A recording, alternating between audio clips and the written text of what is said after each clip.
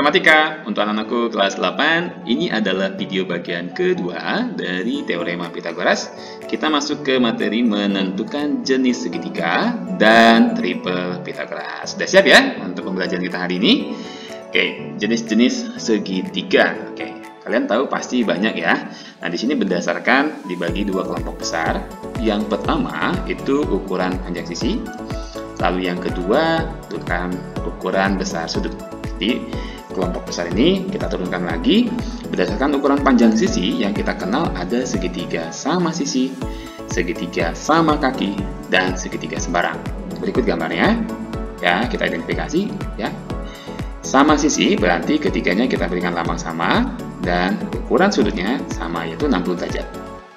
Segitiga sama kaki berarti hanya kakinya yang kiri kanan ini kita beri lambang sama dan kedua sudut yang mengapitnya ini sama besar.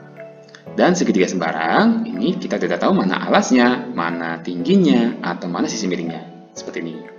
Ya, oke. Sekarang berdasarkan ukuran besar sudut, kita kenalnya ada segitiga. Ya, segitiga siku-siku, segitiga tumpul, dan segitiga lancip. Oke, berikut gambarnya. Oke, identifikasi ya. Siku-siku, kita ingat bahwa ada lambang siku. Besarnya 90 derajat. Kemudian segitiga tumpul, ya. Salah satu sudut di antara ketiganya harus ada yang lebih besar dari 90 derajat. Oke. Kemudian segitiga lancip, ketiga sudutnya harus lebih kecil dari 90 derajat. Oke, jadi kita paham ya. Jadi di sini ada 6, ya, sebenarnya 6 segitiga. Nah, pertanyaan begini nih. Bagaimana cara mengetahui jenis segitiga berdasarkan besar sudut?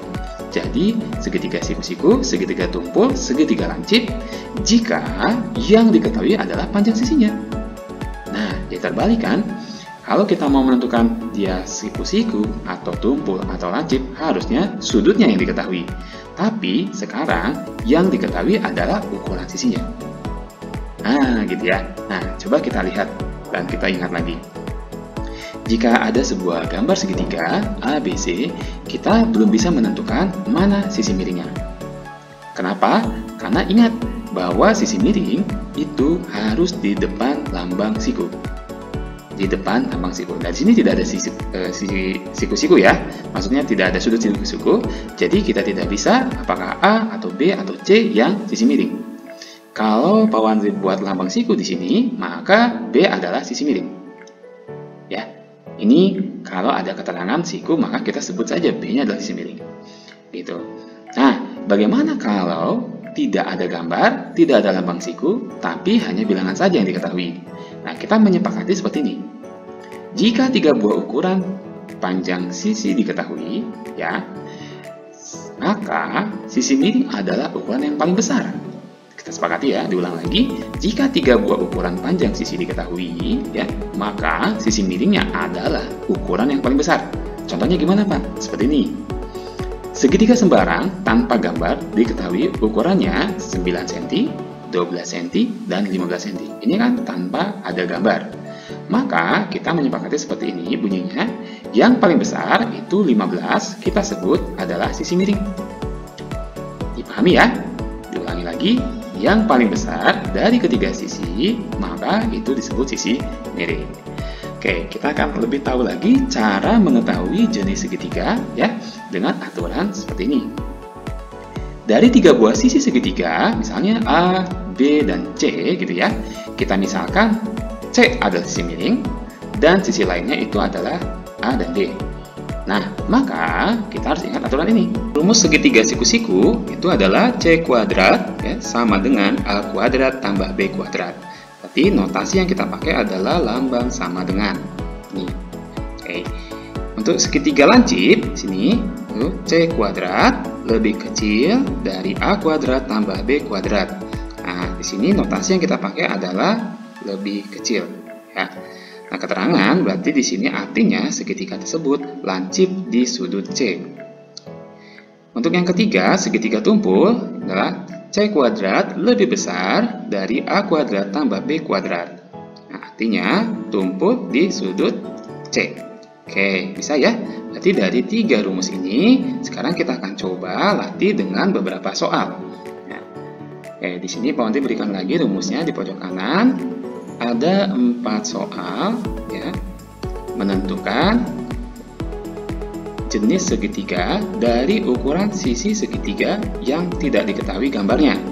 Oke, lalu dari 4 soal ini Pak Wandi sudah berikan warna merah di setiap angka-angka ini. Artinya yang diwarnai merah ini adalah bilangan yang paling besar, sisi yang paling panjang, gitu ya. Nah, kita coba soal yang pertama di sebelah kiri ini. 6, 7, dan 8. Berarti kita mulai dari 8 dulu ya. 8 kuadrat, tanda tanya, 6 kuadrat tambah 7 kuadrat. 8 kuadrat 64, tanda tanya 36 tambah 49. Nah, kita lihat 36 tambah 49 ya. 64 tanda tanya dengan 85. Nah, jadi 64 itu lebih kecil dari 85.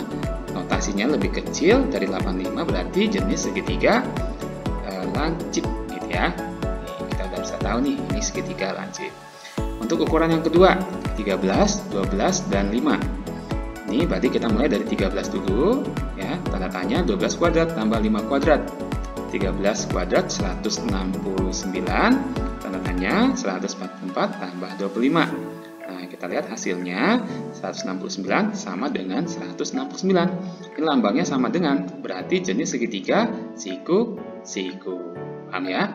Kita coba soal ketiga, mungkin agak lebih cepat. 29 dulu di sini ya, di kiri 29 kuadrat, tanda tanya 20 kuadrat tambah 21 kuadrat. 29 kuadrat itu 841, 400 ditambah 441. Di 841 sama dengan 841. Lagi-lagi nih, lambangnya sama dengan, berarti ini jenis segitiga siku-siku. Oke. Nah, soal yang keempat, yang terakhir, 20 kuadrat ya. Tanda tanya 10 kuadrat tambah 12 kuadrat.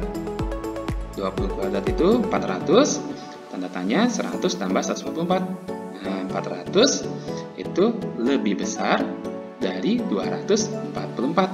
Nah, lambangnya lebih besar tuh, berarti jenis segitiga tumpul. Oke, bisa ya dari 4 soal ini mewakili kita bisa mengetahui jenis segitiga berdasarkan ukuran panjang sisinya. Oke, triple Pythagoras. Oke, triple Pythagoras adalah bilangan tigaan yang membuat menjadi segitiga siku-siku. Nah, berarti yang kita pelajari tadi ya. Dengan kata lain, triple Pythagoras adalah tigaan bilangan yang memuat rumus Pythagoras. Oh, berarti dari sini yang kita pelajari barusan ya, jika sama dengan itu adalah siku-siku, maka merupakan triple Pythagoras disebutnya. Oke, sekarang langsung saja dengan pertanyaan. Apakah 7, 24, 25 merupakan triple Pythagoras? Oke, bagaimana menjawabnya? Kita cross check lagi ya. 25 sisi miring, betul? Oke. Nah, jadi kita buat miring 25 kuadrat. Apakah sama dengan 7 kuadrat tambah 24 kuadrat? Ya. 25 kuadrat itu 625, sedangkan 7 kuadrat tambah 24 kuadrat itu 49 tambah 576 ya. 625. Oke, kesimpulannya sudah tahu ya. Nah, betul ya. Ini triple Pythagoras. Kenapa? Karena dia memuat rumus ini dan merupakan segitiga siku-siku. Jadi, dengan kata lain, triple Pythagoras yaitu harus yang segitiga siku-siku. Gitu. Jadi kalau nanti lancip, tumpul, tidak bisa memuat triple Pythagoras. Nah, ngeceknya seperti ini ya. Jadi satu persatu kita lihat dulu mana sisi miringnya. Dari sisi miring kita keluarkan, kita buat penjumlahan ini, lalu kita cek lebih besar, lebih kecil atau sama dengan. Nah, untuk memahami itu, Pak Wanti sudah buatkan tabel triple Pythagoras. Nah, ini dia anak. Di sini sudah diberikan 5 tipe. Ini maaf, tipe kelima ya. Nah, jadi ada 5 tipe ya yang bisa kita pelajarin. Caranya gimana sih? Kita hanya menghafal saja ini dari baris pertama. Nah, kalau tinggal dulu ya, tipe 1, 3, 4, 5. Nah, baris kedua 3, 4, 5 dan sebawahnya, ke bawah ini ya, itu caranya adalah ini tinggal dikalikan 2 semuanya. Jadi 6, 8, 10. Nah, gitu ya. Ini dikalikan baris ke sini, baris ketiga, berarti kita kalikan 3. Kalikan 3, kalikan 3, kalikan 3. Wah, begitu. Baris keempat kita kalikan 3, kalikan 4 maksudnya. Kalikan 4, kalikan 4, dikalikan 4. Ini kalikan 5, kalikan 5, kalikan 5, dan seterusnya ke bawah. Begitu. Jadi kita ingatnya awalnya saja. Oke. Nah, sekarang kita tipe 2. 5, 12, dan 13. Gitu ya. Ini juga sama caranya.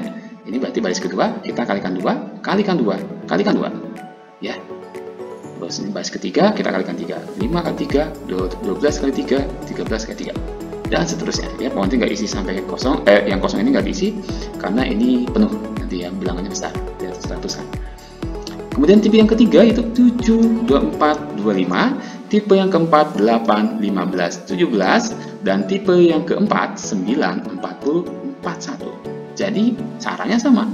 Baris kedua ini kalikan 2. Baris ketiga kalikan 3. Baris keempat kalikan 4. Oke, ini memudahkan kita untuk nanti kalau ada karakter soal yang harus mencari dengan mengkuadratkan atau membuat akar gitu.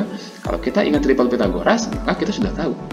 Oh, ada angka 24, ada angka 25, ini satu lagi adalah 7. Ya, gitu. Misalnya ada angka 52, ada angka 48, satu lagi. Ya, angka 20 gitu ya.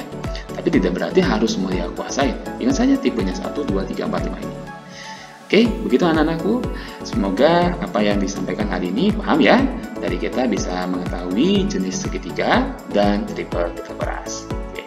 Sampai jumpa pada video bagian ketiga. Pak Menteri akan bahas soal-soal dari teorema Pythagoras ya, dengan bentuk cerita dan juga bangun. Oke, mohon maaf jika ada yang kurang, ada yang salah ya. Terima kasih. Salam matematika.